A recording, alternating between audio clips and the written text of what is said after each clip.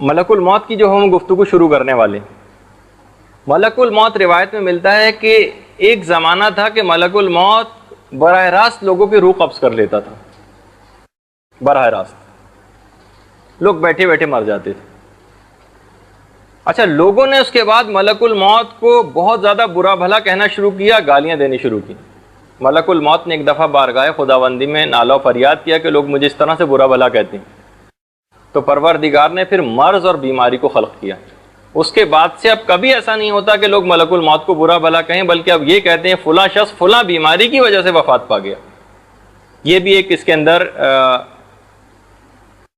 ایک چیز ملتی۔ پھر ایک بات اور یہ بھی ہے کہ دیکھیے، ایک دماغ میں ایک سوال آتا ہے، جب ہر چیز، ہر ذی روح کی جو روح ہے وہ ملک الموت قبض کرتا ہے، تو جانوروں کے متعلق کیا خیال ہے؟ تو یہ بات یاد رکھیے کہ جانوروں کی روح کو ملک الموت قبض نہیں کرتا۔ یہ فقط اور فقط انسان کی عظمت ہے کہ ملک الموت اس کے پاس ہی آتا ہے، بلکہ پیغمبر اسلام یہ فرماتے ہیں کہ جتنے بھی کیڑے مکوڑے اور جانور ہیں، ان کی روحیں، ان کی جو جان ہے وہ ایک تسبیح میں، جب یعنی یہ حالت تسبیح میں، جب ان کی تسبیح ختم ہو جاتی ہے تو یہ خود بخود مر جاتے ہیں، یعنی ان کے اندر کوئی روح وغیرہ نہیں ہوتی۔ جیسے ان کی تسبیح ختم ہوئی، یہ خود بھی اسی وقت مر جاتے ہیں۔ جس طریقے سے آپ دیکھتے ہیں کہ چابی والا جو کھلونا ہوتا ہے، اس کی جب چابی ختم ہو جاتی ہے تو وہ کھلونا خود بخود رک جاتا ہے۔ اچھا، اب اتنی بات اور بیان کر دی جائے کہ کیا ملک الموت خود ہر جگہ پر آتا ہے؟ ہر شخص کے پاس کیا ملک الموت حضرت اسرائیل علیہ السلام خود آتے ہیں؟ تو اس کا حل علماء نے یہ کہا ہے اس بات کا، اس سوال کا، کہ نہیں،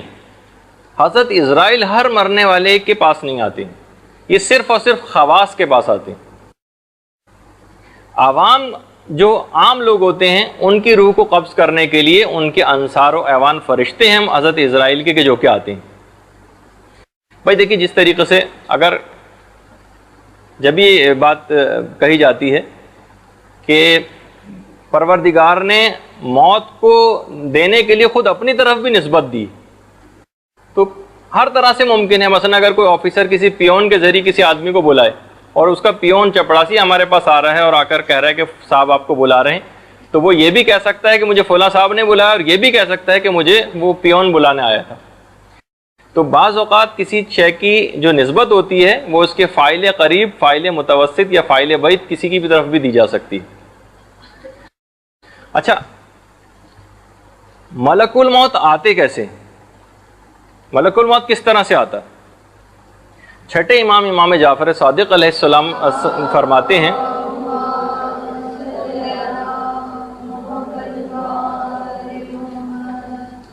یہ بات بیان فرماتے ہیں چھٹے امام کہ جس وقت ملک الموت آتا ہے تو وہ کہتا ہے فَيَقُولُونَ السلام علیکہ یا ولی اللہ، مومن کے پاس آ کر کہتا ہے کہ آپ پر، اے ولی خدا، آپ پر ہمارا سلام ہو۔ فَإِنَّ الرَّبَّ يَقْرَؤُكَ السلام، آپ کو بشارت ہو، آپ کا پروردگار آپ کو سلام کہلوا رہا ہے۔ مذاق نہیں ہے، اب یہ آپ دیکھیے کہ یعنی مومن کے لیے ایک بات بیان ہو رہی۔ اما انہ عنک راضٍ، آپ اس بات سے آگاہ ہو جائیے کہ آپ کا پروردگار آپ سے راضی ہو گیا ہے، غیر غضبان، وہ آپ سے ناراض نہیں ہے۔ پھر آگے وہ کہتا ہے بروح و ریحان و جنت نعیم، اب آپ کو سکون، راحت اور آرام اور چین اور جنت کی بشارت ہو۔ یہ آ کر ملک الموت مومن سے آ کر کہتا ہے۔ راوی نے دیکھا کہ پیغمبر اسلام ایک میت کے پاس گئے ہیں اور میت کے قریب کہہ رہے ہیں، خطاب کر رہے ہیں ملک الموت سے کہ ملک الموت، یہ مومن ہے، اس کے لیے نرمی کرو۔ تو ملک الموت نے جواب دیا کہ پیغمبر خدا، آپ اپنی آنکھیں ٹھنڈی رکھیں اور آپ کا دل شاد ہو، میں تو ہر مرنے والے پر، ہر مومن پر نرمی کرتا ہی ہوں۔ دیکھیے، بعض اوقات یہ جو جتنا بھی ہم تذکرے سنتے ہیں نا ملک الموت کی سختی کے، یہ زیادہ تر جو ہوتے ہیں، یہ جو اس کی مختلف شکلیں ہیں اور ایک بھیانک جو روپ ہے، یہ کافروں، فاسقوں، منافقین، مشرکین، ان کے سامنے جب ملک الموت آتا ہے تو وہ والی ایک تصور ہمارے دماغ کے اندر آتا ہے۔ روایت کے اندر ایک واقعہ ملتا ہے کہ مولا کائنات ایک دفعہ شدید ترین آنکھوں کے درد کے اندر گرفتار ہوا، آشوب چشم ان کو ہو گیا تھا، اور اتنا زیادہ درد ہو رہا تھا کہ پیغمبر اسلام جب عیادت کے لیے آئے تھے مولا کی، تو مولا باقاعدہ درد کی شدت سے فریادیں کر رہے تھے۔ کہا کہ اے علی اتنا شدید درد؟ کہا کہ ہاں یا رسول اللہ، ساری زندگی کبھی اتنا شدید درد نہیں ہوا جتنا اس وقت ہو رہا۔ اب رسول خدا نے کہا کہ اے علی سنو، جب ملک الموت کسی کافر کی روح نکالنے کے لیے آتا ہے، اس کی روح قبض کرنے کے لیے آتا ہے، تو ایک لوہے کی ایک سلاخ کے ذریعے اس کی روح کو قبض کرتا، اور پھر جہنم کی سختی اس سے بھی ایک دشوار گزار مرحلہ۔ علی نے یہ سننا تھا کہ سنتے ہی اٹھ کر بیٹھ گئے۔ کہا کہ یا رسول اللہ ذرا اس حدیث کی تکرار تو کر دیجیے، یہ گفتگو اس بات کا موجب بنی ہے کہ میں اپنے درد کو بھول جاؤں۔ اچھا، پھر اس کے بعد مولا نے کہا کہ یا رسول اللہ، کیا یہ جو آپ نے ابھی ملک الموت کی جو تفصیل سنائی ہے، کیا یہ فقط کافر سے مخصوص ہے یا آپ کی کسی امت کا کوئی فرد بھی اس میں مبتلا ہو سکتا ہے؟ رسول اللہ نے ارشاد فرمایا ہاں اے علی، 3 افراد ایسے ہیں کہ جو اس چیز کا شکار ہو سکتے ہیں۔ نمبر 1، وہ ظالم حاکم جو اپنی رعایا کے اوپر ظلم کرتا ہو۔ اچھا، اس کے اندر وہ گھر والے ایسے افراد بھی آ سکتے ہیں، سربراہ گھر بھی ایسا آ سکتا ہے کہ جو اپنی اولاد کے اوپر ظلم کر رہا ہو یا اپنے بیوی بچوں کے اوپر کوئی ظلم کر رہا ہو۔ دوسرا، جو یتیم کا مال ظلم کرتے ہوئے کھائے، اس کی بھی اسی طریقے سے ملک الموت روح آ کر نکالے گا۔ اور نمبر 3 ہے جھوٹی گواہی کو دینے والا۔ فروع کافی کے اندر باقاعدہ یہ روایت نقل کی گئی۔ اچھا، اب یہ جو سوال ابھی پیدا ہوا ہے کہ آخر کون روح کو نکالے گا، تو دیکھیے تینوں طرف اس میں بہرحال قرآن کے اندر اس بات کی نسبت آئی ہے۔ کہیں پروردگار عالم نے براہ راست اپنی طرف نسبت دی ہے کہ میں لوگوں کی روح قبض کرتا ہوں۔ کبھی سورہ سجدہ کی جو 11ویں آیت ہے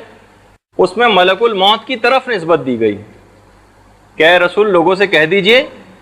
کہ یہ ملک الموت ہے جو تمہاری روح کو قبض کرتا ہے، اور یہ فرشتہ ہے جو ہم نے اس کام کے لیے مامور کیا ہے۔ اور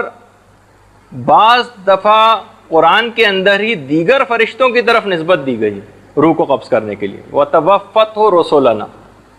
سورہ انعام کی 61ویں آیت، کہ ہمارے بھیجے ہوئے فرشتے روح قبض کرتے ہیں۔ اچھا، اب یہ بھی روایت کے اندر آئی ہے جو کہ ہمارے چھٹے امام جعفر صادق علیہ الصلوۃ والسلام نے چیز بیان فرمائی ہے۔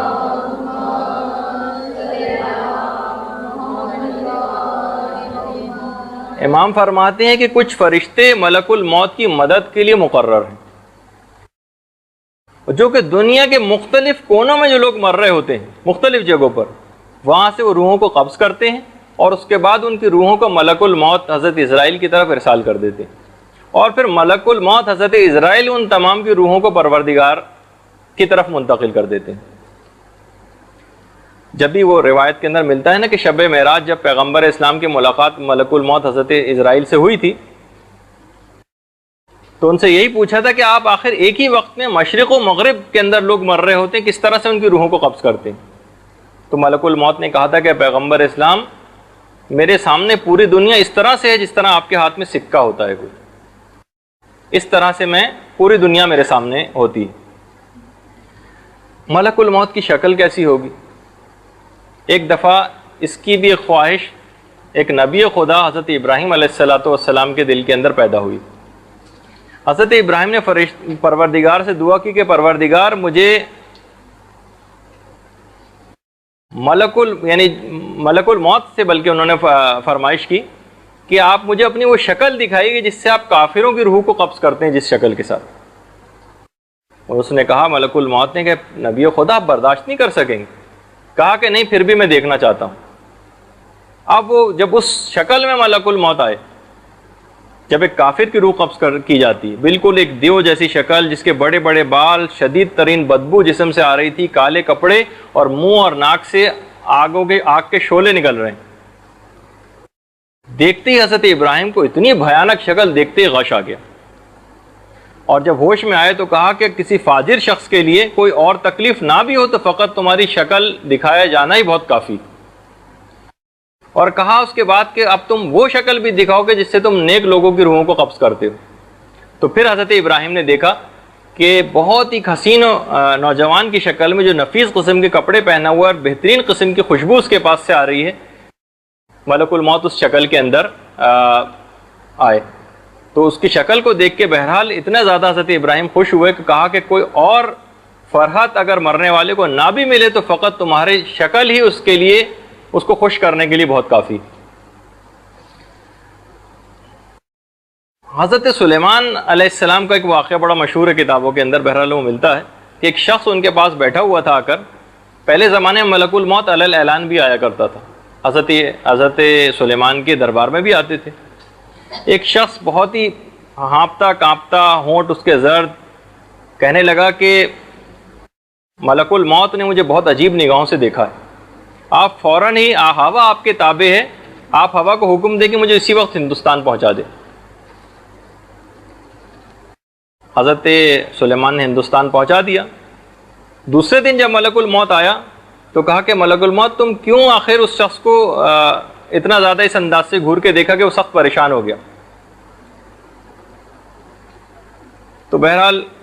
ملک الموت نے کہا کہ میں خود حیران تھا کہ پروردگار عالم نے کہا تھا کہ اس شخص کی روح کو ہندوستان میں قبض کر رہا ہے، میں یہ پریشان تھا کہ آخر اتنی جلدی ہندوستان کیسے پہنچے گا۔ تو اس انداز سے ملک الموت، بہرحال کسی بھی جگہ انسان ہو وہاں ملک الموت پہنچ جائے گا۔ دیکھیے جب بھی آپ ملک الموت کو دیکھیں گی،